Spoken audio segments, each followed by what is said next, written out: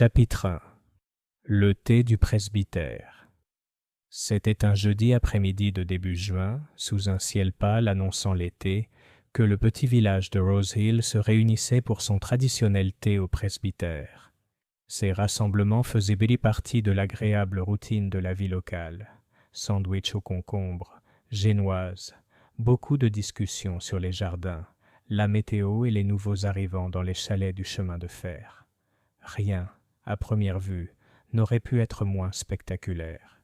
L'épouse du vicaire, Madame Linton, se déplaçait parmi ses invités avec une efficacité tranquille, le visage rayonnant de satisfaction après une maison bien tenue.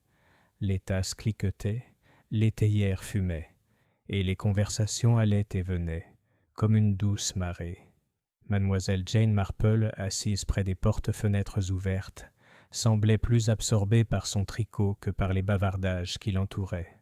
Une petite pelote de laine grise reposait sur ses genoux, et ses aiguilles cliquetaient avec la patience discrète d'une femme pour qui attendre et surveiller était devenu une seconde nature. Ce fut Madame Price, l'épicière, qui la première apporta une note de discorde dans l'après-midi. Elle se pencha par-dessus la table recouverte de dentelle et baissa la voix, ce qu'elle supposa sans doute être un murmure discret, mais qui parvint parfaitement à toutes les oreilles de la pièce.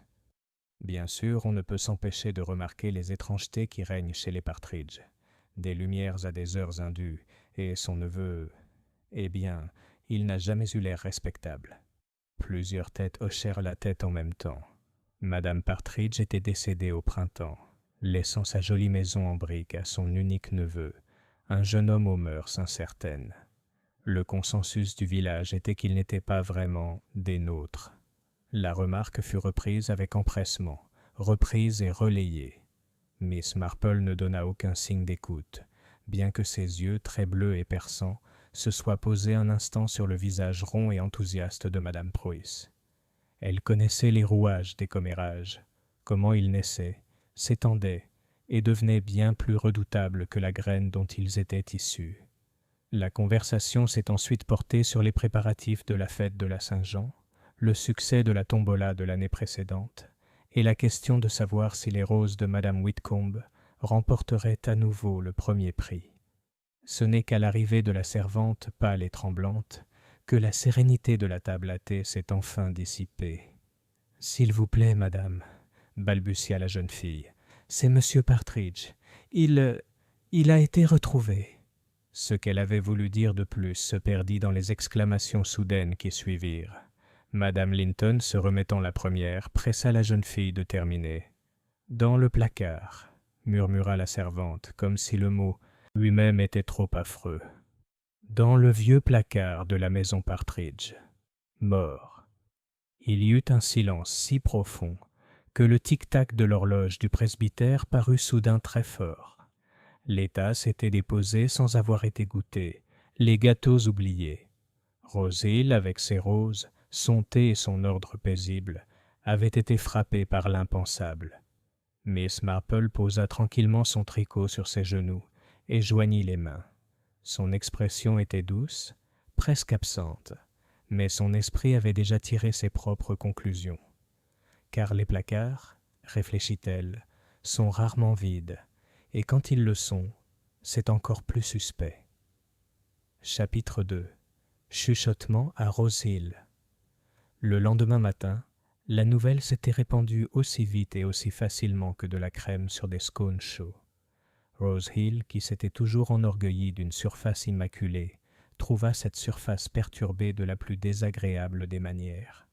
Les rideaux, habituellement tirés vers le jardin par bonté estivale, s'écartèrent légèrement. Des visages apparurent un instant, puis disparurent, et ceux qui avaient des raisons de se trouver dans le chemin en trouvèrent une douzaine d'autres.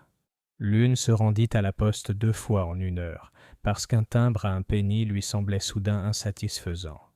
Une autre se souvint qu'elle devait rendre un livre de la bibliothèque 15 minutes après avoir dépassé le cottage avec la boîte de la bibliothèque. Le téléphone du presbytère sonna du petit matin jusqu'à presque midi.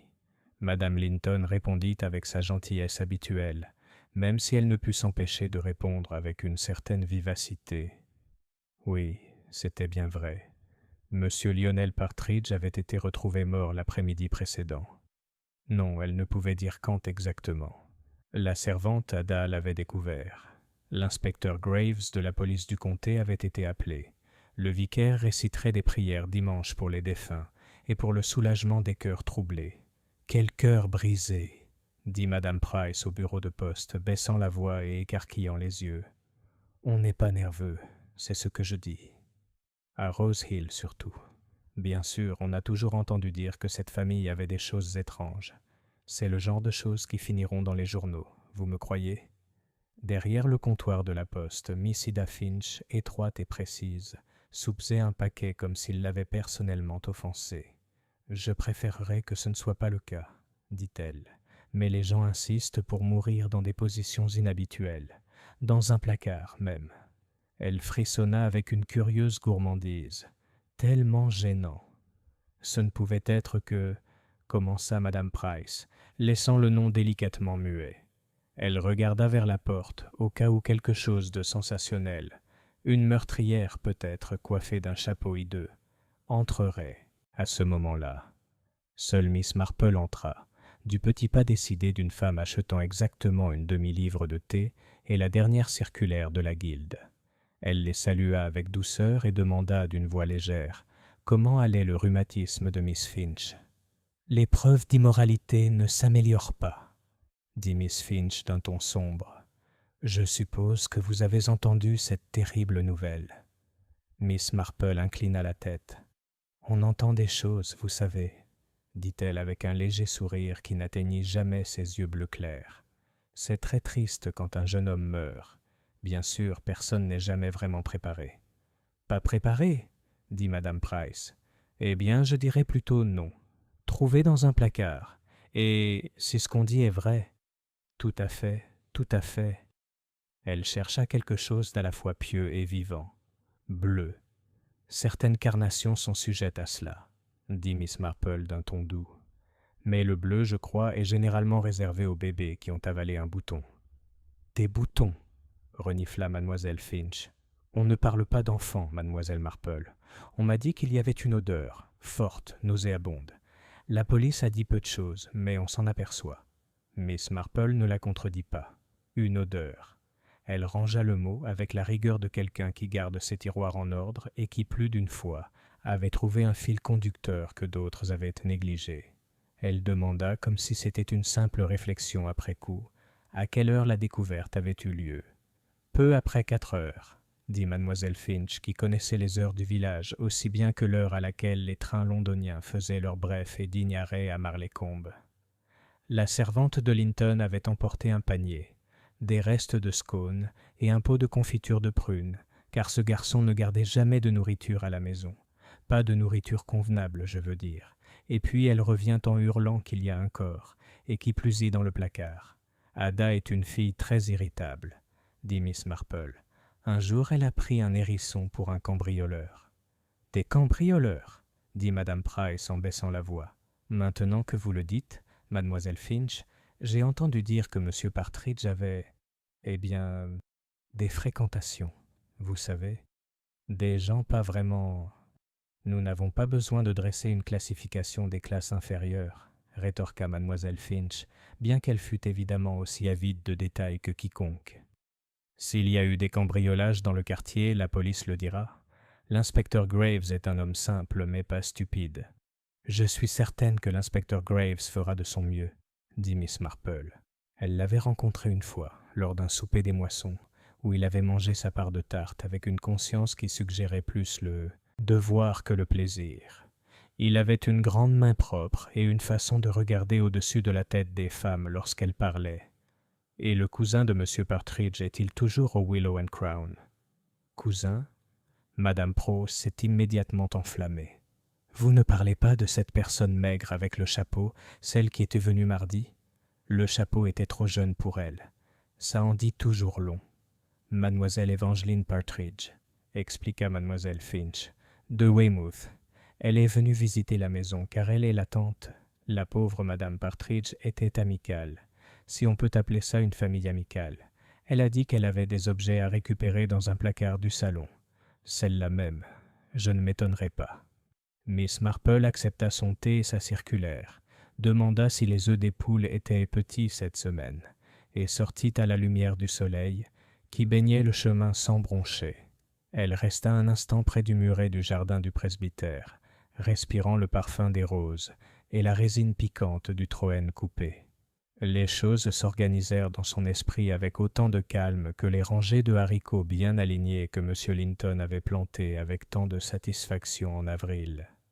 Madame Partridge, morte au printemps. Un neveu, Lionel, à qui le cottage était revenu. Une cousine de Weymouth, intéressée par une vieille armoire. Une odeur forte et nauséabonde. Une fille qui hurlait et qui, au premier choc, n'avait peut-être pas pu dire exactement ce qu'elle avait vu. Et une armoire qui, si l'on se souvenait bien, était toujours restée coincée sur sa charnière, à moins de la soulever en tirant. C'était l'année précédente, lorsque les dames de l'église avaient fait le tour pour persuader Madame Partridge de contribuer au désordre. Madame Partridge avait été agacée, non pas par le désordre, elle était généreuse, mais parce que l'armoire, vidée trop vite, avait cédé et laissé tomber une étagère. Miss Marple ne se pressait pas. À son âge, elle avait appris que la précipitation brouillait les pistes. Avant de rentrer, elle fit une visite au petit cottage de Madame Cray, qui prenait du linge et qui, par un de ces arrangements courants dans les villages, recueillait également des informations à la chaîne. « Ah, Miss Marple, » dit Madame Cray en se tapotant les cheveux de ses mains rouges et humides, « s'il n'y a pas de courant d'air, je vais manger mon pot. La porte claque comme ça chez Partridge, et des hommes entrent et sortent la moitié de la matinée. Des policiers, je veux dire. J'ai entendu dire qu'ils avaient confisqué une petite bouteille, pas plus grosse que mon pouce. On trouve tout dans des petites bouteilles. C'est le monde moderne. » « En effet, » dit Miss Marple, pensant aux sels odorants, inoffensifs, et à d'autres qui ne les tenaient pas. « Et vous alliez au cottage des Partridge tout à l'heure ? » ?»« Pas moi, » dit promptement Madame Cray. « Je ne toucherai pas à cette maison avant qu'elle ait été bien nettoyée. Du savon et des prières, rien d'autre. Je me souviens quand Madame Partridge gardait ce placard du bas pour les conserves. Je lavais ces bocaux jusqu'à ce qu'on puisse s'y voir le visage. Vide maintenant, dit-on. Eh bien, n'est-ce pas comme un placard, soit bourré de bêtises, soit vide comme une écuelle. Vide, dit doucement Miss Marple. À cet instant, elle ne semblait pas du tout penser au placard. Le Willow and Crown, le pub de Rose Hill, était calme à 11 heures. Monsieur Blunt, le patron, essuyait les verres avec un chiffon qui semblait à la fois dévotion et habitude. En voyant Miss Marple, il trahit une galanterie troublée. « Vous n'aurez pas envie d'une pinte, mademoiselle, » dit-il. « Mais il y a un peu de limonade si vous avez un malaise. »« Je ne suis pas faible, » dit Miss Marple. « Je suis curieuse. J'ai entendu dire que Miss Evangeline Partridge séjourne ici. » Monsieur Blunt regarda autour de lui, comme si mademoiselle Evangeline se cachait dans une chope. Elle est comme avant. Enfin, elle est sortie tôt. Elle n'a pas beaucoup dormi à cause du bruit. Elle voulait paraître respectable, mais elle a un air pincé, comme une tarte à la confiture trop salée. À quelle heure est-elle rentrée hier soir ? De retour ? Il cligna des yeux. Eh bien, elle est entrée et sortie. Vous savez comment c'est quand il y a la police dans les parages.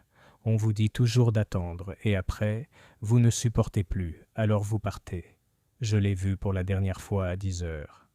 Il marqua une pause, comme s'il attendait des réprimandes pour des inexactitudes. Pas plus tard, mademoiselle, je vous le jure.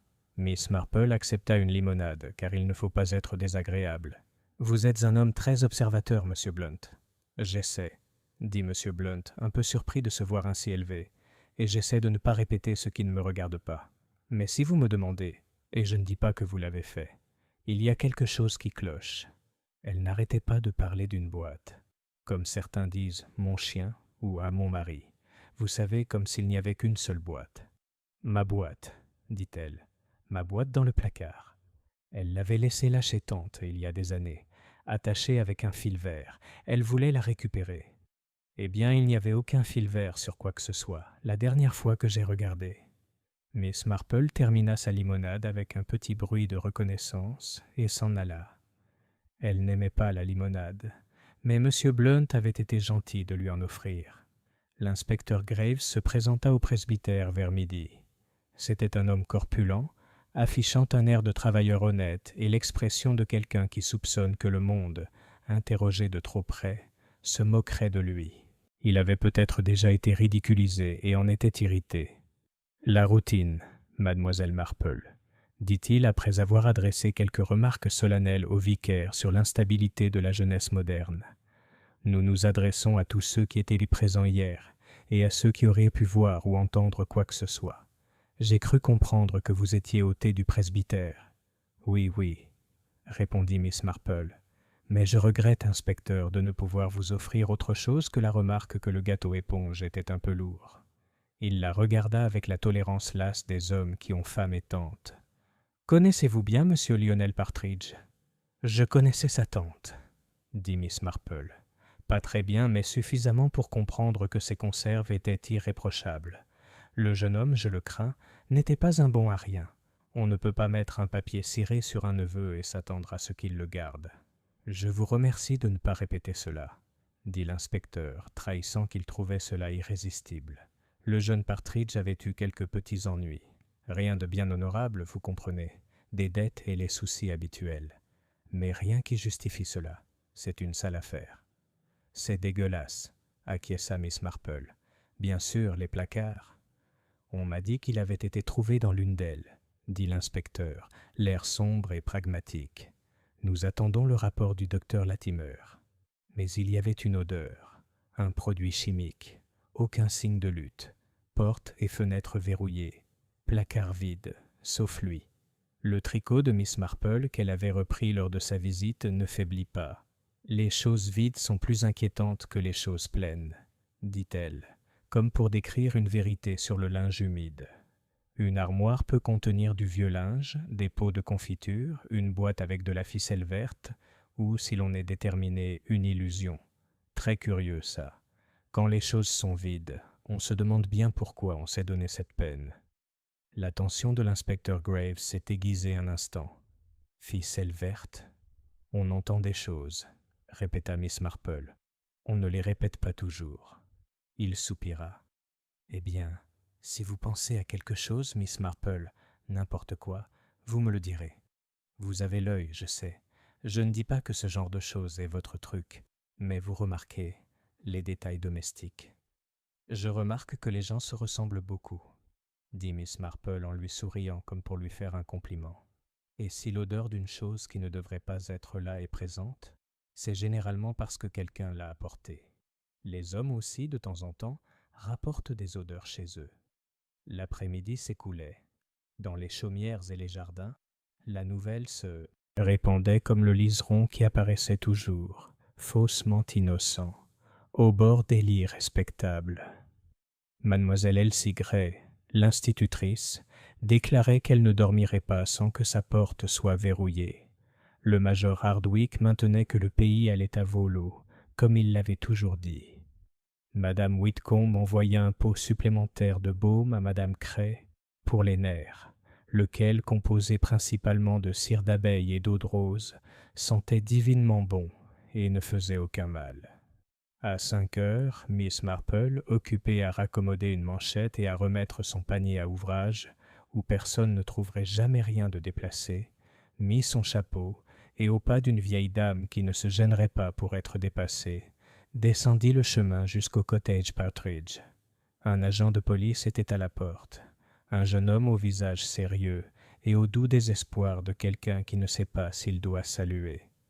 Il toucha son casque, et Miss Marple, avec la douceur d'une femme ayant connu la grand-mère du garçon, s'enquit du bras de sa mère, arrachée à la laiterie 3 semaines auparavant. Ce fait le prit de court. Il sourit et s'écarta. Dans le petit salon, l'air avait cette odeur de renfermé et de renfermé qui suit la vie officielle. Elle ne toucha à rien. Elle n'en avait pas besoin. L'armoire était adossée au mur du fond, un meuble simple et bien frotté, avec une fissure comme une vieille cicatrice sur un panneau. Ses portes étaient ouvertes. À l'intérieur, On pouvait voir les silhouettes fantomatiques que les étagères laissent sur le bois lorsque des bocaux y reposent depuis des années, de légers cercles plus sombres, l'ombre d'un ancien excès. Il n'y avait rien non plus, absolument rien, sur les étagères elles-mêmes. Miss Marple resta immobile. Elle se souvenait avec cette vivacité que l'âge donne parfois aux souvenirs, de la façon dont Madame Partridge avait conservé sa confiture, les prunes sur l'étagère du haut, les fraises au milieu, la marmelade en dessous. La marmelade avait toujours été un peu amère. Madame Partridge aimait l'amertume, ce qui en disait long sur elle. Il y avait aussi, plus récemment, un sac en tissu avec de vieux anneaux de rideaux et une boîte en carton fermée par une ficelle verte. Elle s'approcha du placard et observa, non pas le placard, mais le sol. Un léger grain de sable s'y trouvait, une poussière ordinaire, à l'exception d'un espace vide sur le seuil, une absence rectangulaire de poussière non encore comblée. Quelque chose y avait été déposé souvent, puis retiré récemment. Elle vit aussi sous la deuxième étagère une petite tache, légèrement brillante. Du vernis de réparation ou autre chose, renversé, essuyé, pas encore complètement effacé. Miss Marple sortit un mouchoir. Elle se moucha comme il convenait à une femme de son âge sortie au vent sans foulard. Elle ne s'essuya rien, bien sûr. « Madame ?» La voix d'excuse de l'agent s'éleva de la porte. « L'inspecteur dit peut-être. »« Bien sûr, » répondit Miss Marple, aimable et vague. « Je pensais à la marmelade de Madame Partridge. Elle la faisait toujours bouillir trop vite. » Dehors, une femme coiffée d'un chapeau bleu marine remontait le sentier du pas décidé de quelqu'un qui veut passer devant un agent de police. Elle était mince, 40 ans, et sa bouche avait l'air pincée et anxieuse de ceux qui ont épargné toute leur vie et découvert que les choses ont plus de valeur qu'ils ne l'imaginaient. Elle portait un sac à main serré contre elle comme un petit animal. « Je suis mademoiselle Evangeline Partridge », annonça-t-elle à l'antenne. « Je viens au sujet de ma propriété. » « Il y a une boîte. »« Pas maintenant, mademoiselle, » commença l'agent. « Inspecteur, ma boîte, » répéta-t-elle, comme si ces mots étaient un charme. « Dans le placard. » Elle a un cordon vert. Miss Marple, s'arrêtant sur le sentier, la regarda avec un intérêt poli, comme on pourrait regarder une rose nouvelle qui promet plus qu'elle ne tiendrait. « Mon Dieu, » dit-elle, « un fil vert. Quel fil particulier. » Miss Evangeline le regarda fixement, comme si elle soupçonnait une moquerie. Puis, ne trouvant dans le visage de Miss Marple que de la courtoisie et une curiosité douce, presque sympathique, elle déplaça son sac à main et fit, pour la première fois, une toute petite confession très humaine. « Ce ne sont que des lettres, » dit-elle dans un murmure qui avait tant attendu. « Cela n'a aucune valeur. »« Bien sûr que non, » dit Miss Marple, et espérons toujours que personne ne sera assez méchant pour exprimer son désaccord. Lorsque Miss Marple arriva à son cottage, le soir était tombé sur Rose Hill.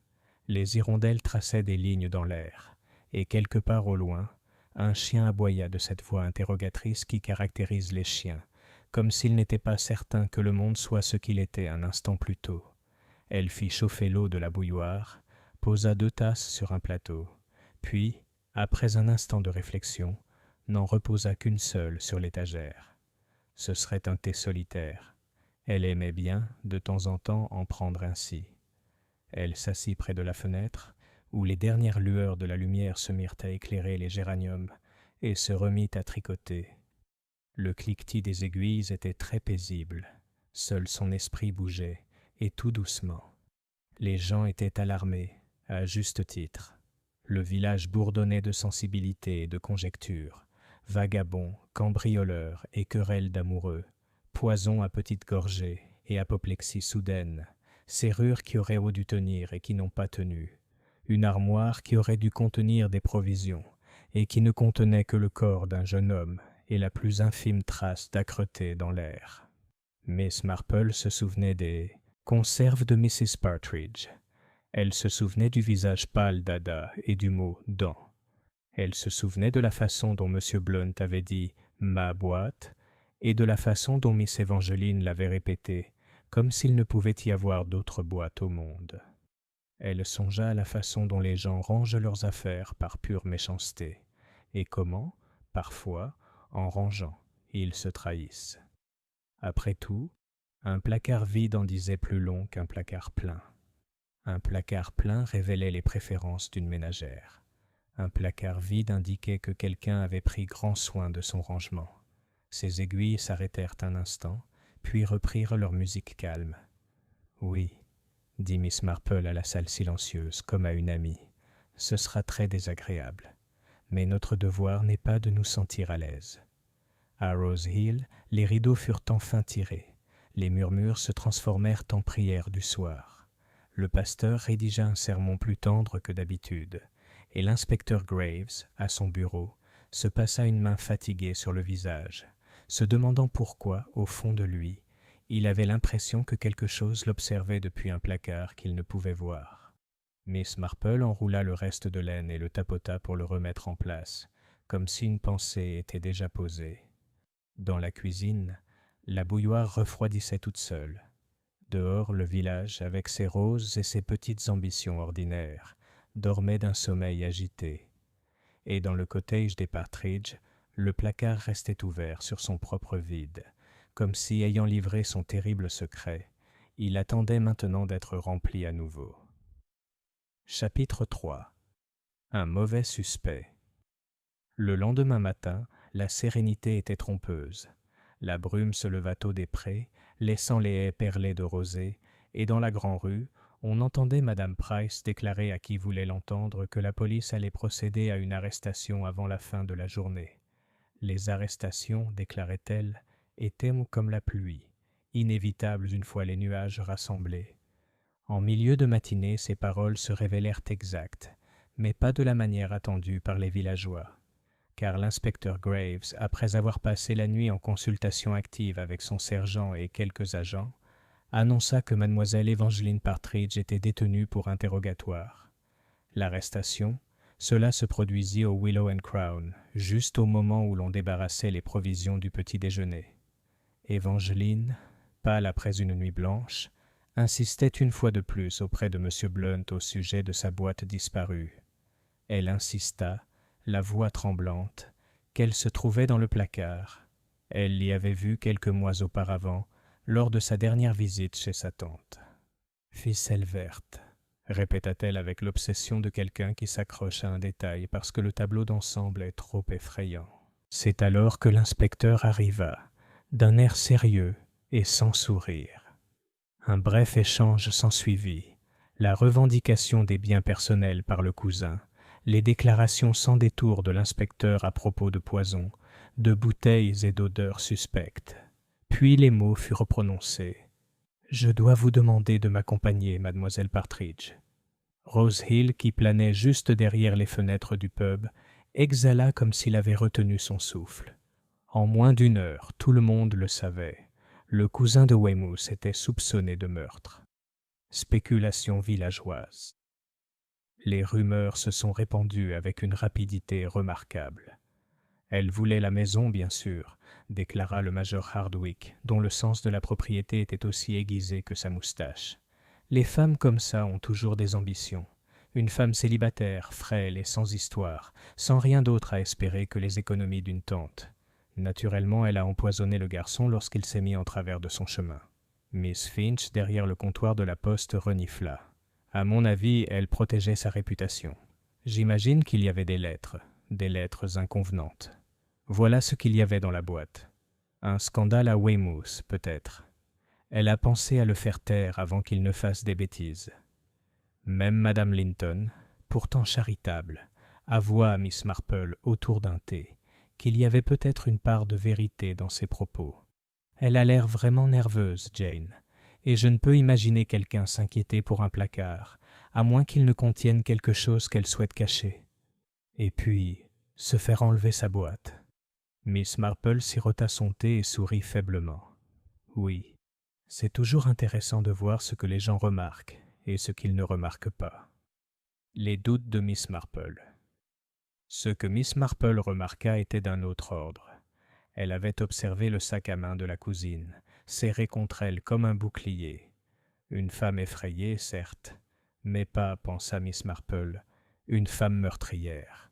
La peur et la culpabilité n'exprimaient pas la même expression.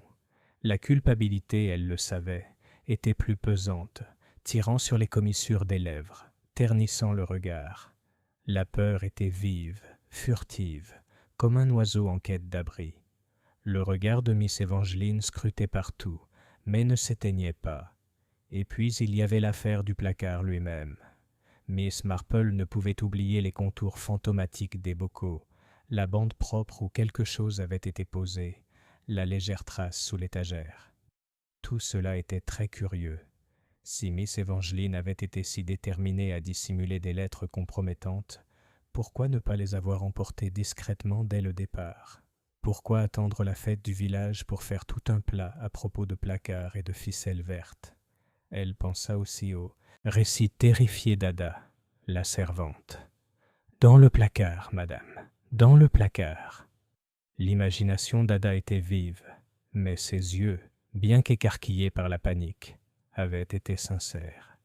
Un corps dans un placard était un fait, mais leurrer son quart, sa présence était là. C'était là l'énigme, la confiance de l'inspecteur Graves. L'inspecteur Graves, cependant, était parfaitement satisfait. Il fit sa ronde avec l'air d'un homme ayant accompli son devoir avec célérité et efficacité. Un mobile avait été établi, un objet suspect, la boîte manquante, identifiée, et l'accusé était déjà en garde à vue. « Ce n'est qu'une question de temps avant que nous ayons ses aveux, » dit-il au vicaire, qui n'avait pas demandé l'information mais l'avait écouté avec une courtoisie solennelle. « Les preuves sont circonstancielles, c'est sûr, » s'est risqué le vicaire. « Circonstancielles, » répéta l'inspecteur, comme si le mot lui-même était un piètre substitut à corde et potence, mais suffisant.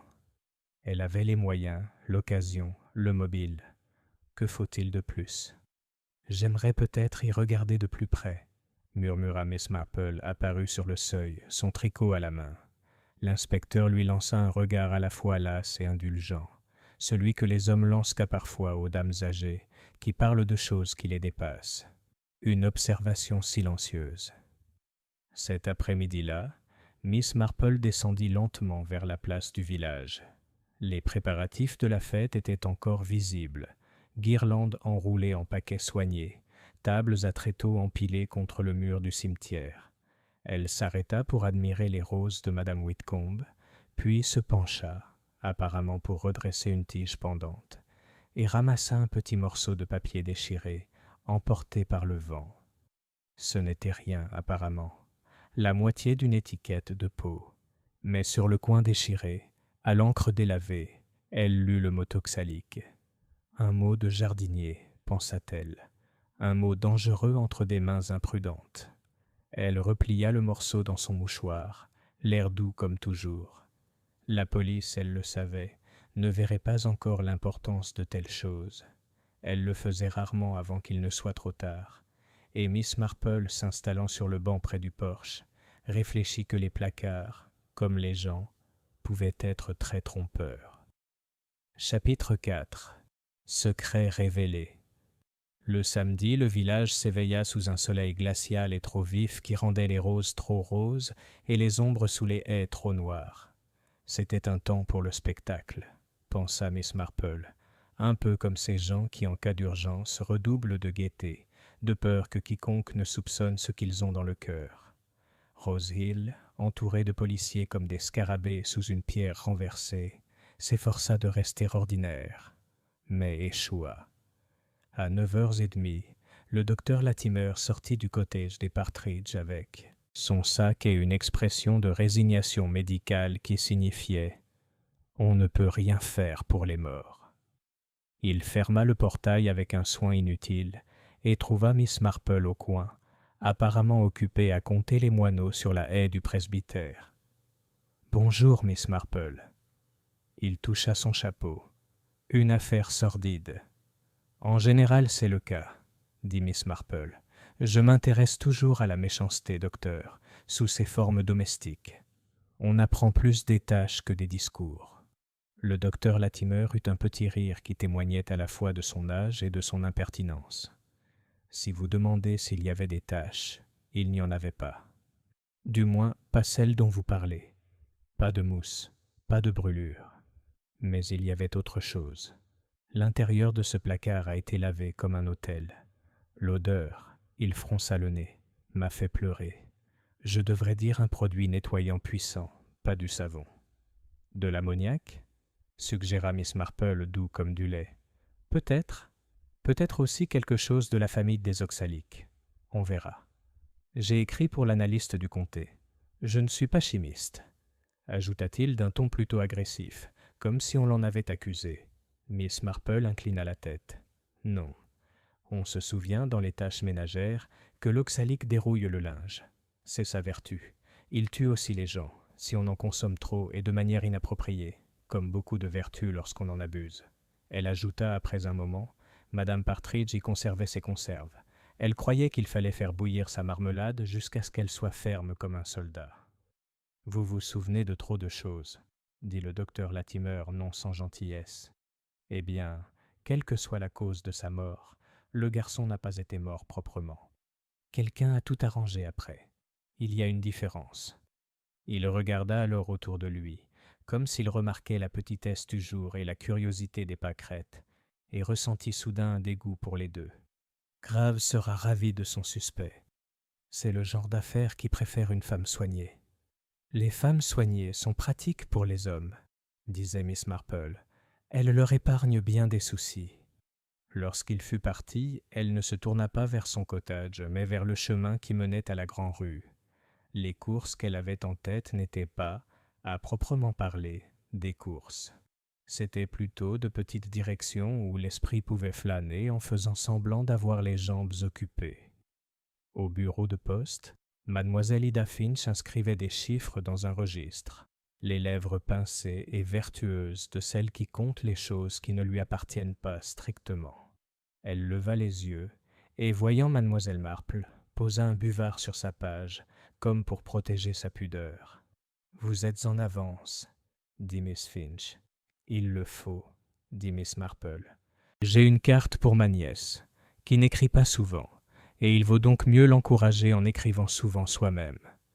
J'aurai aussi un penny de timbre, s'il vous plaît, et si vous en avez, un paquet de ficelles vertes. » C'était aussi soigneusement lancé que n'importe quel pêcheur aurait pu le faire, et cela a fait plaisir à Miss Marple que Miss Finch s'y accroche. « Vert ?» répéta mademoiselle Finch avec une innocence exagérée. « Vous préférez le vert ?»« Les gens sont fantaisistes, » dit Miss Marple. « J'ai connu des jardiniers qui attachaient ces roses uniquement avec du vert, parce que l'autre aspect était vulgaire. Il y a du bon dans une ficelle qui disparaît. » Mademoiselle Finch hésita, puis secoua la tête avec précaution. « Je doute que nous en ayons. Du papier marron ou du papier bleu ? » « Brown fera l'affaire, bien sûr, » murmura Miss Marple. « Il ne faut pas être exigeant quand il y a un décès. » Miss Finch serra les lèvres. « On ne peut pas passer nos journées à dire pauvre garçon jusqu'à la fin du monde. Les commerçants doivent vendre, le curé doit prêcher et les morts doivent être enterrés.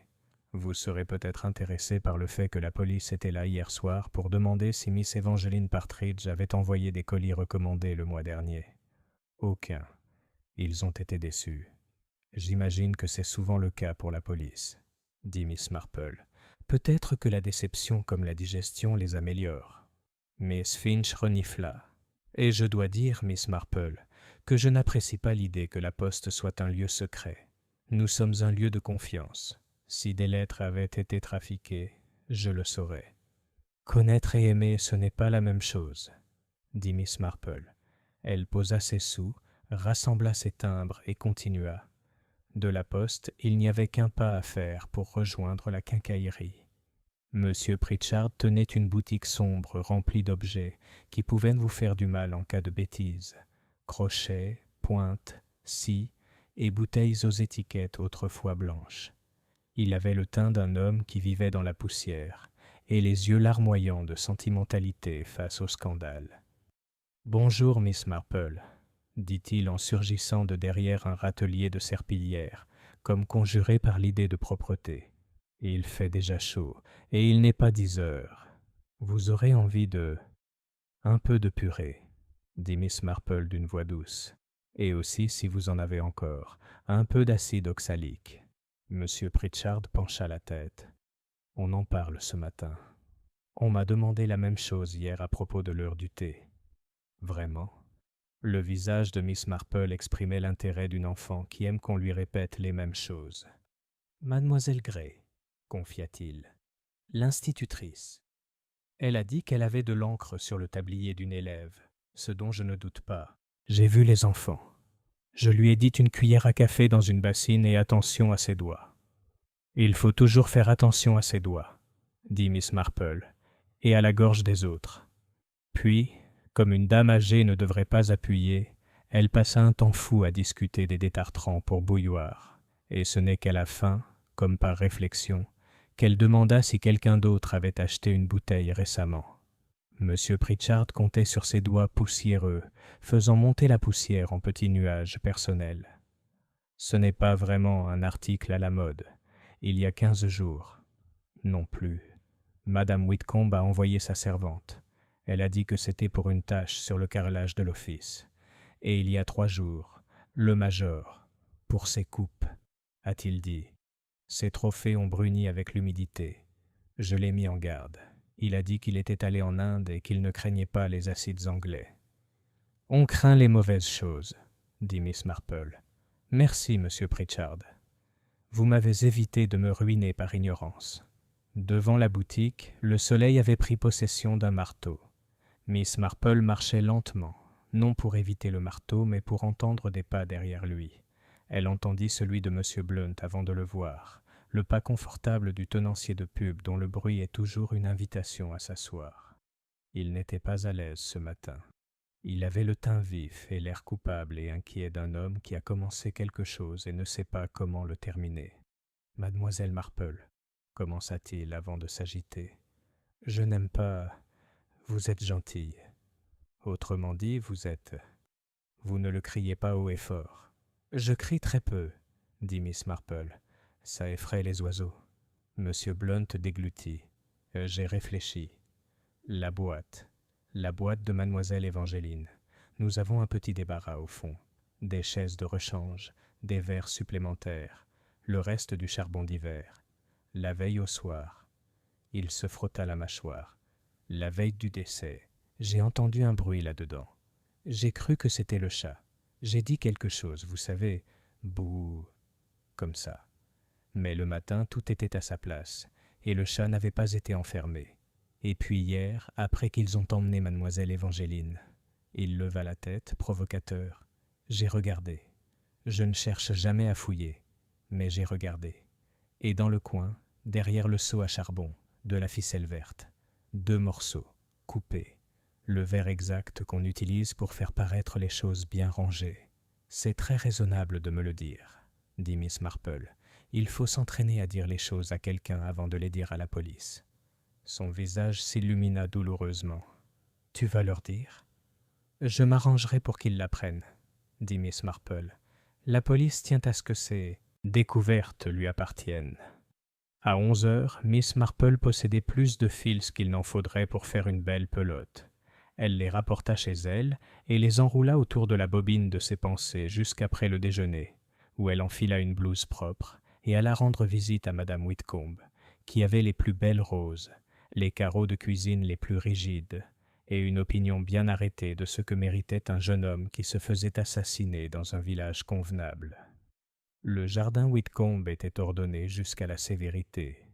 Les rosiers étaient dépercés comme des soldats, et même leur parfum semblait suivre le rythme. Madame Whitcomb elle-même se tenait près du plus grand massif, un sécateur tel un marteau de magistrat.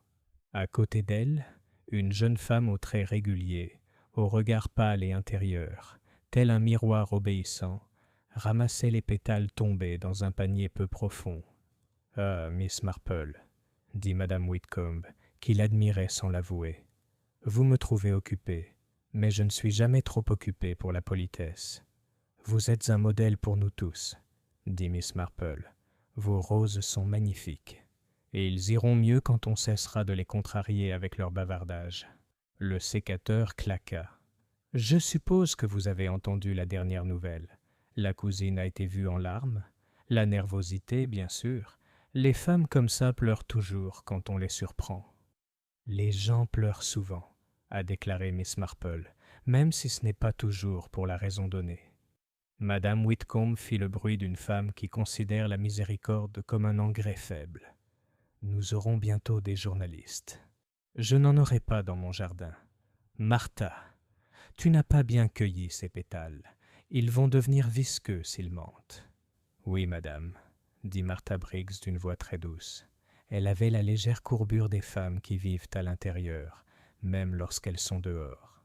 Lorsqu'elle se retourna pour obéir, Miss Marple vit que ses mains, bien que propres, portaient de pâles cartes jaunâtres, comme si un produit caustique y avait séché. « Vous avez de la chance d'avoir votre compagne, » dit Miss Marple. « Martha a des mains habiles. »« Il se débrouille plutôt bien, » dit Madame Whitcomb. « Elle est avec moi depuis 6 mois. Elle est calme. On ne peut pas se passer d'une bavarde. En fait, dit-elle en coupant une autre rose, je n'aime pas parler. C'est une habitude malpropre. Le désordre, a déclaré Miss Marple, est parfois le signe que quelqu'un a été occupé. Madame Whitcomb lui lança un regard étrange. Insinuez-vous, Miss Marple, que je suis occupée? C'est vrai. Je suis occupée à mener ma vie comme elle devrait l'être. On ne peut pas s'attendre à ce que je m'occupe aussi des scandales du village. Cependant, je peux vous dire, le sécateur marqua une pause, que le jeune homme, Partridge, s'est montré impertinent envers moi à une occasion. Il a demandé un prêt. Je ne prête pas. Il a dit qu'il avait une garantie. Il voulait dire, je pense, quelque chose qu'il n'aurait pas dû avoir. C'était un jeune homme grossier. Un prêt? Le ton de Miss Marple était aussi spéculatif que du lait. J'ai toujours pensé que les prêts créent des sentiments que personne ne peut apprécier. Exactement. Madame Whitcomb donna au dernier mot la force d'une phrase. C'est une habitude sentimentale de pardonner les dettes. Je ne pardonne pas. J'évite. C'est plus propre. Miss Marple se tourna vers Martha, dont le panier était rempli à ras-bord des lambeaux des choix des autres. « Je vous envie votre vie tranquille, » dit-elle. « Il y a beaucoup à dire sur le soin des roses. » Elles ne vous répondent pas. Martha releva alors la tête, et dans ses yeux se lisait une peur qui n'était pas celle de Madame Whitcomb. « Non, » dit-elle d'une voix tremblante, « ils ne répondent pas, mais parfois ils saignent. »« Ne sois pas bête, ma fille, » dit Madame Whitcomb sans se retourner. « Mets-les à la poubelle et occupe-toi du thé. » Martha obéit. En passant, Miss Marple aperçut, sous le revers de sa manche, une échymose semblable à une petite lune naissante. Sur le chemin du retour, Miss Marple s'autorisa une dernière visite, le genre de visite que les vieilles dames ont le droit de faire. Elle jeta un coup d'œil à l'école. Miss Gray, l'institutrice, était penchée sur un bureau, frottant avec force une tache avec un chiffon humide. Ses gestes étaient efficaces mais anxieux, comme une personne qui récure une pensée. « Oxalique », dit Miss Marple sur le ton de quelqu'un qui identifie une fleur. Miss Gray sursauta. « Juste un tout petit peu, » dit-elle rapidement. « Des taches d'encre. C'est vraiment impossible de garder les tabliers propres. Les enfants vont tremper leurs manches dedans. »« Et vous en avez acheté hier, » dit Miss Marple comme pour approuver le ménage. « Monsieur Pritchard était ravi de m'en informer. Il aime se sentir utile. J'étais à court. » Les mains de mademoiselle Gray tordirent le tissu. « On ne peut pas compter sur le conseil. Les formulaires de demande prennent des semaines. Je ne voudrais pas que les enfants soient misérables. »« Non, » dit Miss Marple, « vous ne le feriez pas. » Elle se dirigea vers la fenêtre où une rangée de cahiers d'exercice séchait ouvertement et toucha d'un doigt prudent la page molle et noire d'encre. « Lionel Partridge vous a peut-être aussi demandé de l'argent ? » C'était un jeune homme qui demandait beaucoup. Miss Gray s'assit comme si la question lui avait arraché les os. Son visage devint tout blanc, puis tout rouge. « Il est venu une fois, » murmura-t-elle. « Il est venu le soir. Comment a-t-il su où j'habitais ? Je ne sais pas. Il a dit qu'il avait des lettres. » qu'il y avait des choses écrites dedans quand j'étais une petite fille idiote, et que les gens parleraient. Il a ri. Elle se couvrit la bouche avec le tissu. Il a dit que sa tante avait une armoire. Miss Marple posa une main sur le bureau, pas près de celle de Miss Gray, mais suffisamment près pour être agréable. « Nous sommes tous des filles un jour, dit-elle, et des garçons 2 fois. Lui as-tu donné quelque chose ? Un peu, dit mademoiselle Gray. C'était tout ce que j'avais. Il disait que ce n'était pas suffisant. Et il est revenu ? Il a écrit. Il y avait 2 mots. Son menton se releva légèrement, fièrement. Je n'ai pas répondu. Je suis enseignante. Je ne pouvais pas encourager la méchanceté. Mais j'avais peur. Voyez-vous, je suis seule. Personne ne peut dire « N'importe quoi, Émilie, ce n'est rien ». Quand on est seul, rien ne devient quelque chose. Tout à fait, dit Miss Marple. Il faut économiser sur la peur comme sur tout le reste. Si vous êtes à nouveau troublée, vous me le direz. Miss Gray la regarda fixement, puis, parce que le visage de Miss Marple était un miroir qui montrait aux gens une meilleure image qu'ils n'étaient, elle hocha la tête. Pendant ce temps, l'autre miroir du village, le Willow and Crown, reflétait d'autres secrets. Vers le soir, le major Hardwick entra chercher son gin avec un journal qu'il ne lisait pas. Il but comme pour punir son verre, puis demanda avec un air trop désinvolte si on pouvait encore se procurer un peu de cirage pour les métaux de nos jours, et si M. Pritchard était ouvert tard. M. Blunt, qui gardait désormais la ficelle verte comme un secret d'État, répondit qu'il ne pouvait pas le dire.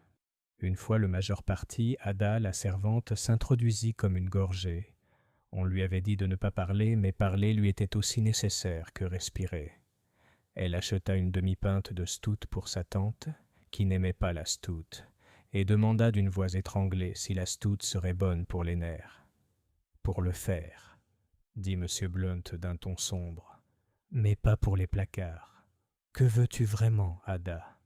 Elle le regarda, vit qu'il savait, et se mit à pleurer. « Je ne voulais pas crier ainsi. » Seulement la porte. « Oh, Monsieur Blunt, elle était fermée. Et Lionel, Monsieur Partridge, il était... Je leur ai dit, mais ils n'écoutent pas. La porte du placard était...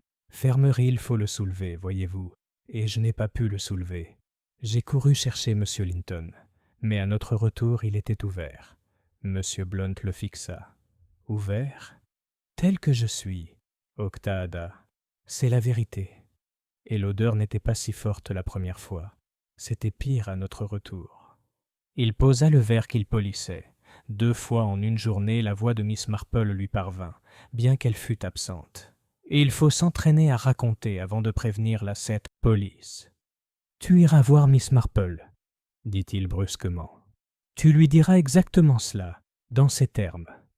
Si tu le dis à Graves en premier, il te dira de ne pas faire de bêtises. » À 7 heures, Miss Marple était assise à sa petite table de salon, les provisions de la journée disposées devant elle aussi délicatement que des gâteaux de graines, la liste des clients de M. Pritchard, le fil vert de M. Blunt, la confession de Mlle Gray, le refus de Mme Whitcomb, le poignet meurtri de Martha, l'insistance effrayée d'Ada sur la porte du placard, et ce morceau d'étiquette déchiré avec son timide petit oxalique. Rien de tout cela n'était rien. Ce n'étaient que les bouts effilochés de la vie des gens. Elle les a enfilés dans son esprit. Supposons qu'un jeune homme, avide et sans scrupules, fouille l'armoire d'une morte pour y trouver de l'argent ou autre chose, des lettres, par exemple. Supposons qu'il demande de l'argent à plusieurs femmes, l'une à cause des lettres, l'autre parce qu'elle a de l'argent et un cœur de pierre, la troisième parce qu'elle est tendre et qu'elle en donnera un peu et en aura honte. Supposons qu'il soit insouciant, négligé et négligent avec les bouteilles. Supposons qu'il connaisse un truc avec une porte, comment soulever et tirer, et comment faire oublier à quelqu'un d'autre de le faire. Supposons que quelqu'un, voyant ce qu'il a fait, voyant ce qu'il fait, ne puisse le supporter. Qui donc lave une armoire jusqu'à ce qu'elle brille? Les femmes qui aiment la propreté, les hommes qui craignent les taches, ceux qui souhaitent effacer une trace de ce qui n'aurait jamais dû s'y trouver, et qui attachent avec un fil vert, ceux qui ont besoin de faire en sorte qu'un colis ait l'air d'avoir sa place là, ou de n'avoir jamais quitté la pièce. Miss Marple regarda le petit tas de verre et de brun, de ficelles, de papier, et ce mot solitaire, et pensa à un vieux proverbe sur les renards et les poulaillers. Elle pensa aussi aux sermons sur le repentir trop tardif, aux trophées polis alors qu'on aurait dû les laisser se ternir, aux massifs de roses entretenus comme des terrains de parade, et à une maîtresse d'école qui ne pouvait se permettre d'être jeune. Il y avait à Rose Hill suffisamment de secrets pour noyer un homme, mais c'était de l'eau déjà distillée. L'eau nouvelle se trouvait dans un placard, et elle avait été soigneusement évacuée. Quand on frappa à la porte, timidement puis avec détermination, Miss Marple appela « Entrez !» et Ada se tenait sur le seuil, les yeux rouges et échevelés, comme une tempête qui a perdu son tonnerre et n'a gardé que sa pluie. « Asseyez-vous, ma chère, » dit Miss Marple. « Il y a du thé. » Vous feriez mieux de me dire exactement ce que vous avez à dire, sans rien omettre ni améliorer. Ada déglutit et fit ce qu'on lui avait demandé. Lorsqu'elle eut terminé, la lumière du jour s'était atténuée. La pièce semblait écouter. Miss Marple versa un peu de thé, comme pour marquer une pause entre les chapitres. « Vous êtes très bon, dit-elle, et très bête, mais vous avez retenu l'essentiel. C'est plus que la plupart. » Elle renvoya Ada avec un petit pain et une bénédiction, puis resta assise, immobile. Quelque part dans tout ce rangement, il y avait quelqu'un qui n'avait pas encore mis de l'ordre dans ce qui ne pouvait l'être, la raison. Et les raisons, Miss Marple le savait, étaient presque entièrement faites de sentiments, et non de faits. Les sentiments fuient, aussi polis soient-ils. Elle se leva, remit son chapeau, rien n'y attirait l'attention, et sortit dans la douce soirée. Elle traversa la pelouse où les guirlandes gisaient comme des serpents fatigués, passa le portail du cimetière où le lierre simulait la chasteté, et se tourna, avec une sorte de certitude distraite, vers le seul endroit de Rose Hill où les secrets étaient engrangés et étiquetés, le petit bureau de poste bien rangé de Miss Finch, car s'il y avait eu des lettres dans une boîte, une fois attachées avec une ficelle verte, il y aurait eu des fantômes de ces lettres à l'endroit où elles reposent entre deux voyages. Et si quelqu'un à Rose Hill avait appris l'art de regarder sans paraître regardé, ce n'était pas seulement Miss Marple. Mademoiselle Finch leva les yeux lorsque la cloche sonna. « Nous ne sommes pas ouverts après 19 heures, » dit-elle avec délectation. « Bien sûr que non, » dit Miss Marple. « Je suis venue emprunter un timbre et rendre une ficelle. » Elle déposa le timbre sur le comptoir, très délicatement, comme on dépose un brin de romarin sur une tombe. C'est curieux comme la ficelle voyage, n'est-ce pas? Presque aussi loin que les ragots. Miss Finch le fixa, puis Miss Marple, puis plus rien du tout. Son visage se crispa, puis se détendit étrangement. « Je ne sais pas, » dit-elle très distinctement, « ce que vous croyez savoir. »« Je pense, » dit gentiment Miss Marple, « que dans ce village, plusieurs personnes ont trop nettoyé leur maison, et que nous serons bientôt tous beaucoup plus sales. Mais ce sera une bonne saleté. Ça se lave, vous savez, avec le temps. » Elle souhaita bonsoir à Miss Finch et s'éloigna avant qu'elle ne se souvienne de sa colère. Alors qu'elle refermait le portail derrière elle, l'horloge de l'église sonna la demi. 6h30, une journée où les secrets se révèlent, comme tous les secrets doivent le faire. Miss Marple alluma sa lampe. Sur la table, les pièces gisaient silencieuses, comme si elles faisaient semblant de n'être rien. Elle leur sourit, d'un petit sourire de grand-mère qui avait effrayé les plus méchants, et se remit à tricoter. « Demain, » dit-elle aux aiguilles, « nous devons nous occuper d'une deuxième armoire. » Chapitre 5. Le deuxième incident. Le dimanche matin à Rose Hill était généralement le plus doux des jours. Les cloches de Saint-Michel sonnaient comme à leur habitude, et les villageois sortaient en ordre. Madame Price avec son chapeau à plumes, le major Hardwick en drap fin, Mademoiselle Gray et ses élèves sautillant devant, en bas blanc. Le soleil s'était adouci après l'éclat du samedi, laissant une lumière douce comme de la dentelle sur les haies. Pourtant, sous les rites polis de la messe, se cachait un profond malaise. Les gens chuchotaient dans les bancs, jetant des regards vers mademoiselle Evangeline Partridge, libérée à condition de ne pas quitter le village. Elle s'agenouilla, raide, comme si le bois même des bancs l'accusait. L'inspecteur Graves était également présent, massif dans son costume sombre, le regard fixé davantage sur l'assemblée que sur l'autel. Le sermon du vicaire, bien que destiné à apaiser, contenait un texte malheureux. « Soyez sûr que votre péché vous rattrapera. » Rose Hill rapportait cette phrase chez lui dans ses poches, la retournant comme une petite pièce de monnaie. Un cri soudain. L'inquiétude de la journée se transforma en certitude en fin d'après-midi. Un cri monta du jardin de Whitcomb, un cri si aigu que même les merles se turent. Miss Marple, assise à la fenêtre de son cottage avec son tricot, l'entendit aussitôt. Elle posa ses aiguilles et marcha d'un pas vif, sinon rapide, le long du chemin. Elle n'était pas la seule. Des villageois surgissaient de chaque porte, convergeant comme des ruisseaux vers un étang. Lorsque Miss Marple atteignit la porte des Whitcomb, l'inspecteur Graves était déjà là, rappelé de son repas dominical. Martha Briggs, la femme de chambre de Madame Whitcomb, était allongée sur l'herbe. Elle était très pâle, les mains crispées, la respiration haletante. À côté d'elle se tenait Madame Whitcomb elle-même, raide comme un rosier. « Elle est allée dans l'arrière-cuisine », a déclaré Madame Whitcomb, et en ressortant, elle a titubé et est tombée. Une crise de nerfs, j'imagine. Les filles y sont sujettes. Mais le docteur Latimer, penché sur Martha, ne semblait pas du tout hystérique. Il renifla la laine de la jeune fille, puis jeta un regard perçant vers la porte de l'arrière-cuisine. « Tu sens ça ?» dit-il sèchement.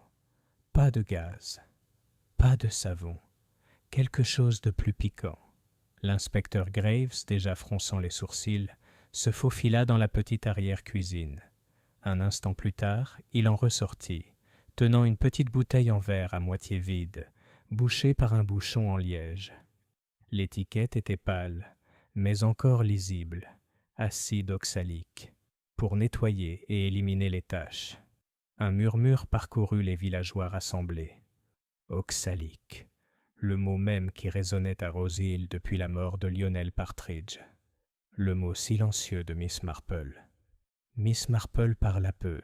Elle baissa les yeux vers Martha, qui se rétablissait suffisamment pour ouvrir les yeux, même si la peur y était plus profonde que la maladie. Miss Marple remarqua l'ecchymose encore visible sur son poignet, la même qu'elle avait vue la veille. Elle remarqua aussi que le tablier de la jeune fille était impeccable, trop impeccable, comme s'il avait été changé après un travail salissant. « Empoisonnement », dit Graves d'un ton sombre. « Voilà votre preuve. Quelqu'un dans cette maison en avait encore et comptait s'en servir à nouveau. Seulement cette fois-ci, il jeta un regard mi-soucieux, mi-pitié à Martha. Peut-être voulait-il faire taire un domestique qui en savait trop. Madame Whitcomb se raidit. « Je refuse toute insinuation sous mon toit, inspecteur. Ma maison est irréprochable. » Miss Marple la regarda avec douceur. « Les placards, dit-elle, comme si elle méditait à voix haute, sont rarement irréprochables. Ils ont tendance à contenir ce qu'on préférerait ne pas voir. Et parfois, ils essaient d'en contenir plus qu'ils ne le devraient. » Confidence chuchotée. Le soir venu, tout le village était de nouveau en émoi. Certains murmuraient que mademoiselle Evangeline avait glissé la bouteille dans l'arrière-cuisine de madame Whitcomb pour détourner les soupçons. D'autres suggéraient que Martha elle-même avait fait des expériences insensées, ou même que madame Whitcomb avait cherché à se débarrasser d'une servante qui connaissait ses secrets. Mais Miss Marple, écoutant avec sa patience habituelle, tira sa propre conclusion. Ce second incident n'était pas du tout destiné à Martha. Non, la pauvre fille avait été emportée par une vague qui l'avait dépassée. La bouteille était trop évidente, l'odeur trop insipide. Quiconque avait planifié cela avait été pressé ou effrayé, ou les deux. et une méchanceté précipitée, Miss Marple le savait, laissait toujours des traces. Une visite tranquille. Ce soir-là, bien après que les allées se furent vidées, Miss Marple alluma sa lampe et sortit le petit morceau d'étiquette de peau qu'elle avait trouvé sur le green. Elle compara son bord déchiré à l'étiquette de la bouteille, que l'inspecteur Graves lui avait montré plus tôt avec une fierté bourrue. Les fibres s'assemblaient comme des pièces de puzzle, même si elle ne le dit pas à voix haute. Au lieu de cela, elle enfila son châle et marcha, avec la lenteur et la régularité d'une vieille femme prenant l'air, jusqu'au bureau de poste. Les volets étaient clos, mais la lumière du salon de Miss Finch brillait tard. À travers le rideau, Miss Marple aperçut sa silhouette, raide, immobile, comme si elle attendait quelque chose, ou quelqu'un. Miss Marple sourit légèrement. Les placards, songea-t-elle, n'étaient pas les seuls endroits à Rose Hill où l'on pouvait trouver des objets soigneusement étiquetés et cachés. Et demain, pensa-t-elle, le petit trésor de secret de quelqu'un commencerait à se répandre. Chapitre 6. Fils de motivation. Le lundi matin se leva gris et agité, comme si les nuages eux-mêmes avaient pris l'allure de Rose Hill. Le village, habituellement animé par ses petits commerces et ses courses tranquilles, avançait lentement. Les gens s'attardaient dans leurs jardins, parlaient à voix basse à leurs portes, et ne traversaient la ruelle que lorsqu'ils y étaient contraints. Le bruit d'une charrette sur la grande-rue semblait une intrusion. Miss Marple, se levant plus tôt que d'habitude, rangea son cottage, épousseta la cheminée et arrosa ses géraniums. Ces rituels domestiques, si ordinaires, lui laissaient l'esprit libre. Elle repensa au fils qui s'était formé depuis la mort de Lionel Partridge et les trouva étrangement emmêlés. Il y avait Evangeline Partridge, accrochée à son histoire de boîte à cordon vert. Il y avait mademoiselle Gray, l'institutrice, qui avait avoué avoir été victime de chantage pour des lettres de jeunesse. Il y avait madame Whitcomb, riche et sévère, à qui Lionel avait demandé un prêt. Il y avait le major Hardwick, polissant ses trophées ternis à l'acide oxalique. Et il y avait la pauvre Martha Briggs, qui semblait être un obstacle, meurtrie, effrayée, et maintenant presque empoisonnée. Un jeune homme, se souvient Miss Marple, avait réussi à perturber presque tous les foyers de Rose Hill. Au presbytère, le presbytère était toujours un lieu de recueillement, et Miss Marple s'y rendit donc juste après le petit déjeuner. Elle fut accueillie par madame Linton, qui semblait épuisée mais désireuse de discuter. « C'était horrible, Jane, » dit-elle en l'entraînant dans le salon. « Le téléphone n'a pas arrêté de sonner. Des journalistes, vous savez, de Marleycombe, et même d'ailleurs. Ils veulent des photos, des témoignages, les détails les plus horribles. J'ai dit à M. Linton que nous devrions couper complètement la ligne. » Miss Marple hocha la tête avec sympathie. « Les gens sont des créatures très curieuses, surtout quand ils ne sont pas impliqués. Avez-vous observé des villageois plus altérés que d'habitude, ma chère ?» Madame Linton hésita. « Eh bien, mademoiselle Finch, à la poste semble très étrange. Plutôt casanière, elle est plus réservée que jamais. Et madame Whitcomb, elle est devenue presque militante pour défendre sa maison. Je ne peux pas l'imaginer céder quoi que ce soit à l'inspecteur. »« En effet, » dit Miss Marple en tricotant doucement tout en écoutant, « ce sont toujours ceux qui insistent le plus sur l'ordre qui risque de semer le désordre. Un peu comme l'amidon dans un col. Il craque s'il est plié. » Une visite de l'inspecteur Graves lui-même se rendit au presbytère en milieu de matinée, à la manière d'un homme désireux de montrer ses progrès. Il paraissait fatigué mais confiant, une combinaison que Miss Marple trouva révélatrice. « Bonne nouvelle, » annonça-t-il. Le laboratoire l'a confirmé, de l'acide oxalique, une forte dose, ingérée, sans aucun doute. La même substance qui a failli enlever la femme de ménage de madame Whitcomb. Le lien est évident.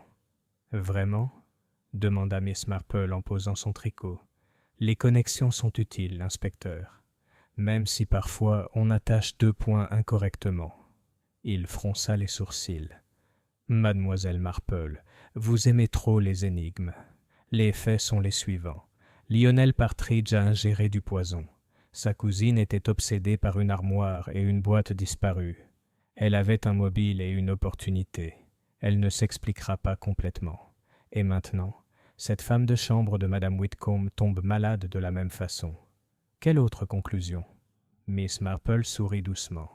Peut-être cette conclusion, inspecteur. Plus d'une personne avait des raisons de craindre Lionel Partridge, et les placards, comme les bureaux de poste, contiennent parfois des biens appartenant à d'autres. Graves soupira, peu convaincu, et partit avec l'air d'un homme tolérant l'excentricité. Mais les yeux de Miss Marple brillaient lorsqu'elle reprit son tricot. La confession de Marthe plus tard dans l'après-midi, Martha Briggs en personne se présenta à la porte de Miss Marple. Elle paraissait encore fragile, le visage pâle et tiré, les mains tremblantes, tenant son châle. « S'il vous plaît, Miss Marple, » murmura-t-elle, « je ne sais plus à qui le dire. Madame Whitcomb dit que je me suis évanouie par bêtise, mais ce n'est pas le cas. Je l'ai senti avant de tomber, amer comme des pommes, mais mauvais. Et j'ai vu quelqu'un quitter l'arrière-cuisine moins de 5 minutes avant. » Miss Marple lui versa du thé avec une douce patience. « Et qui était-ce, ma chère ?» Martha se mordit la lèvre. « Major Hardwick. Il a dit qu'il était venu s'enquérir des roses, mais il a fait le tour par derrière, et quand je l'ai suivi, l'odeur était là. » Miss Marple hocha la tête, comme si elle n'en attendait pas moins. « Vous êtes courageuse de dire cela. Le major est un homme qui aime garder ses trophées en bon état, et peut-être aussi sa réputation. Lionel Partridge vous aurait-il par hasard parlé du major? » Les yeux de Martha s'écarquillèrent. « Oui, oh oui. Une seule fois. Il a dit que le major avait des dettes à Marleycombe, et qu'il avait un moyen de le prouver. Il a ri en disant ça. Je pensais qu'il ne pensait à rien. Mais le major avait une mine affreuse quand je l'ai vu dans l'arrière-cuisine, comme s'il voulait me faire disparaître.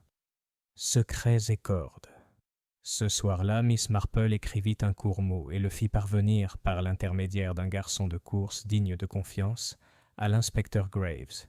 Il disait simplement « Les placards sont rarement vides. Regardez les trophées du major, ils brillent trop bien. Vous en trouverez la raison dans ces factures. » Puis elle retourna à son tricot, car Miss Marple savait que le moment n'était pas encore venu. Il y avait encore trop de fils, et elle devait les laisser dévoiler leurs motifs. Elle repensa à Miss Finch, gardant son bureau de poste tel un dragon. Elle pensa à la honte de Miss Grey et auprès de Madame Whitcomb. Elle pensa aussi à la boîte à cordon vert d'Evangeline, qui contenait peut-être bien plus que de simples lettres. Lionel Partridge en savait trop, en disait trop, et riait alors qu'il aurait dû se taire. Quelqu'un l'avait réduit au silence. Mais qui avait lavé le placard jusqu'à ce qu'il brille? Qui avait laissé cette tache sous l'étagère? Miss Marple sourit faiblement à la lumière de la lampe. « Les gens rangent, » murmura-t-elle, « mais ils ne rangent jamais tout. » Et ainsi elle attendit, tissant son chemin vers la vérité, tandis qu'à Rose Hill, les secrets continuaient de s'agiter. Chapitre 7. Poser le piège. Mardi matin, une fine bruine apparut, adoucissant les contours des chaumières et des haies en un aspect flou et mystérieux. Rose Hill en avait assez du scandale, mais un scandale las reste un scandale. La file d'attente à la poste était donc plus longue que d'habitude, le cimetière plus animé qu'il n'aurait dû l'être, et le Willow and Crown reçut des visiteurs avant midi. Miss Marple, cependant, n'était présente à aucun de ces endroits. Elle était à sa table bien rangée, écrivant des lettres de son écriture précise, un peu démodée. Pour tout autre, ces mots semblaient être la correspondance anodine d'une vieille fille. Remarques sur la santé, fleurs, difficulté de trouver une femme de ménage fiable. Mais les mots étaient soigneusement choisis, et chacun comportait une invitation.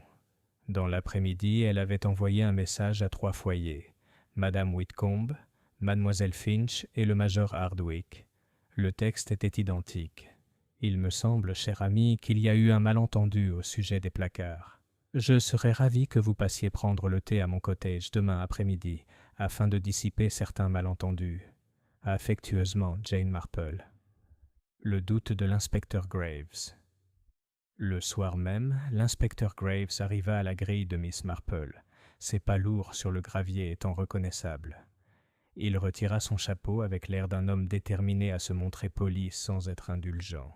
« Mademoiselle Marple, commença-t-il, vous avez écrit des lettres au sujet des placards. J'ai entendu dire. » Miss Marple lui servit du thé comme s'il était son neveu préféré. « On entend toujours parler de mes lettres. La poste a des oreilles aussi bien que des yeux. Ne vous inquiétez pas, inspecteur. Je n'invite que quelques amis. » Son froncement de sourcils s'accentua. « Tu crois en savoir plus que tu ne le penses. J'ai les comptes du major à Marlécombe.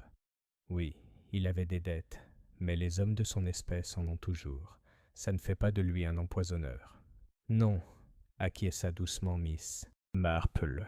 « Mais les dettes, inspecteur, sont souvent l'ombre de l'orgueil, et l'orgueil menacé peut se transformer en de curieuses défenses. » Il se tortilla, mal à l'aise. « Tu veux dire encore du chantage ?»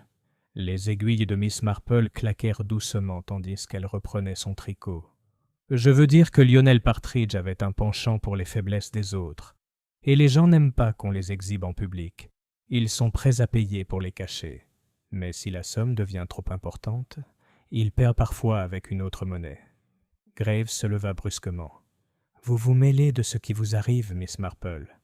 Vous vous mêlez de ce qui vous arrive et vous finirez par vous faire du mal. » Elle leva les yeux vers lui, douce et grand-mère. « Cher inspecteur, le mal est déjà fait. Je ne fais que mettre un peu d'ordre. » Murmure du village. Le lendemain matin, Rose Hill était agitée. La rumeur s'était répandue que Miss Marple préparait quelque chose. Madame Price déclara chez l'épicier qu'il s'agissait d'une séance de spiritisme. Le major Hardwick ricana bruyamment à cette idée, mais on le vit cirer ses bottes avec une vigueur inhabituelle. Miss Finch, pâle et crispée, laissa le bureau de poste entre les mains de son assistante et descendit la ruelle, les lèvres pincées. Même Madame Whitcomb, qui détestait tout ce qui ressemblait à de l'excitation, avoua à ses rosiers qu'elle serait présente. « Cette vieille femme en sait plus qu'elle ne devrait, » marmonna-t-elle en coupant une fleur avec une certaine sauvagerie, « et moi, pour ma part, je ne me laisserai pas berner. » Le rassemblement. À 4 heures le lendemain, le salon de Miss Marple était plein. La pluie s'était calmée, laissant l'air frais et vif. Les 3 invités étaient assis, raides, chacun prenant soin de ne pas se regarder. L'inspecteur Graves se tenait près de la cheminée, les bras croisés, sa présence hésitante mais résignée. Miss Marple servit le thé avec sa grâce habituelle. « Du sucre, Madame Whitcomb. Mademoiselle Finch, peut-être une part de gâteau aux graines ? Major, vous en prenez toujours 2, je me souviens. » Son ton était familier, mais son regard, derrière ses lunettes, était perçant. Elle laissa la conversation s'éterniser juste assez pour calmer les nerfs de ses invités, puis croisa les mains sur ses genoux. « Nous sommes réunis, » dit-elle doucement, « car un jeune homme est mort, et si la police a son avis, j'en ai un autre.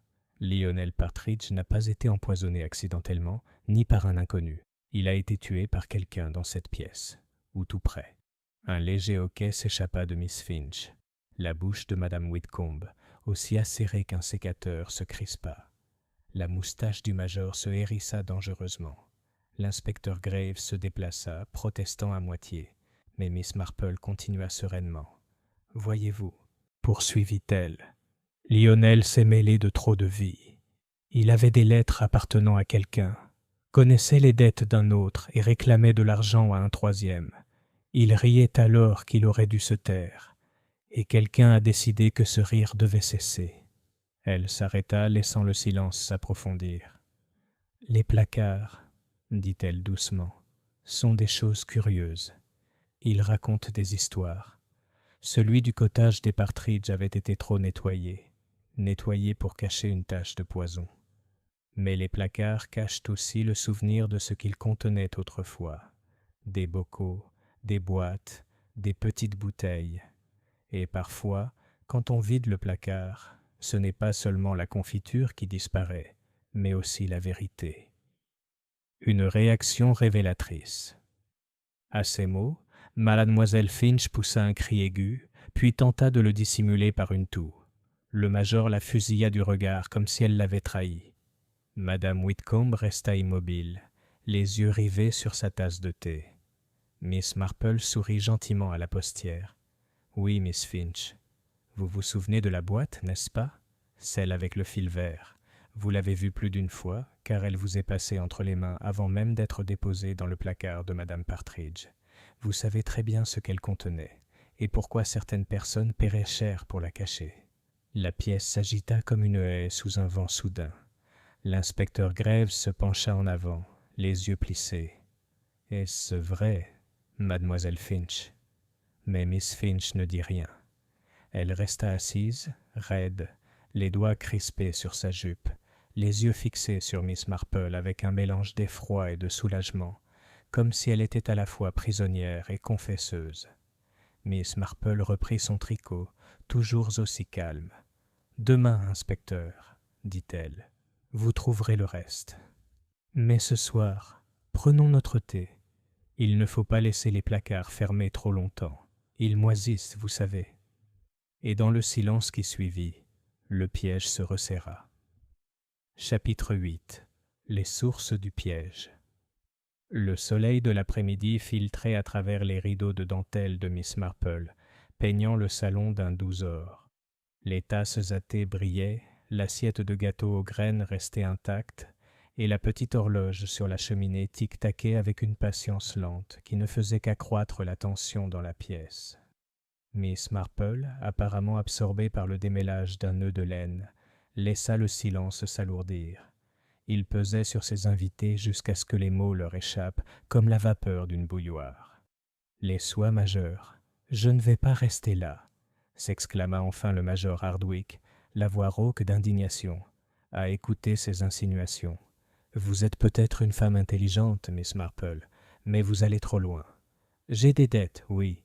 Quel homme n'en a pas après une vie de service? Mais du poison, des placards, des bêtises. » Il frappa du poing l'accoudoir de son fauteuil, sa moustache tremblante. Miss Marple leva les yeux avec une légère surprise, comme s'il avait simplement déclaré un penchant pour la confiture. « Mon cher major, personne n'a suggéré que vous ayez vous-même préparé le poison. Mais vous devez admettre que vous aviez des raisons de souhaiter que le jeune Lionel se taise.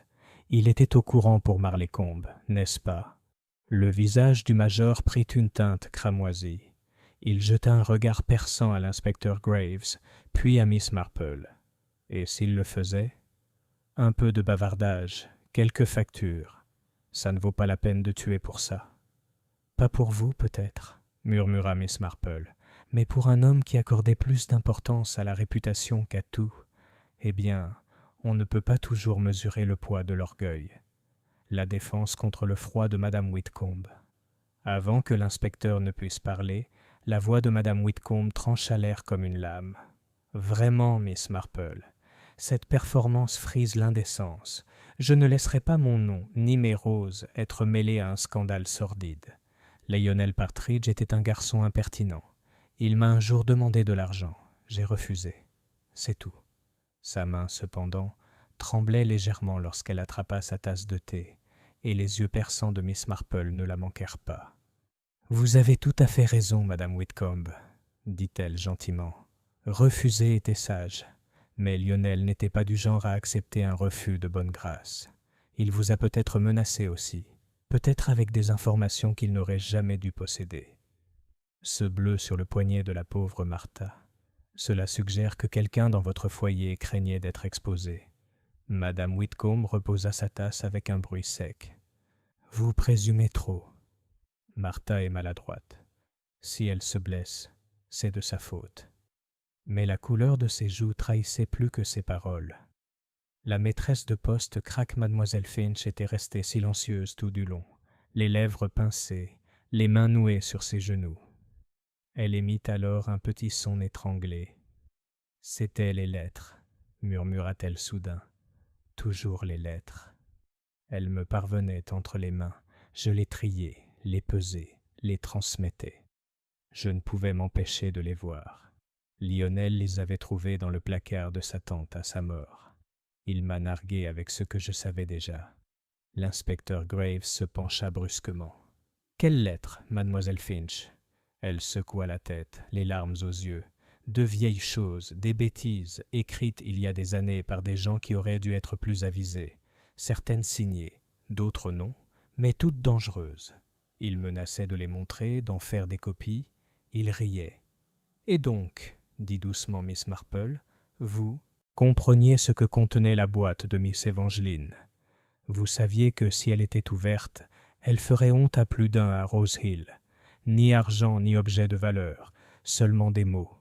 Mais les mots, inspecteur, peuvent ruiner des vies aussi facilement que le poison. » Mademoiselle Finch enfouit son visage dans ses mains. « Je ne l'ai jamais touché, je le jure. J'ai juste prié pour que la boîte disparaisse. C'est tout. » La révélation de Miss Marple.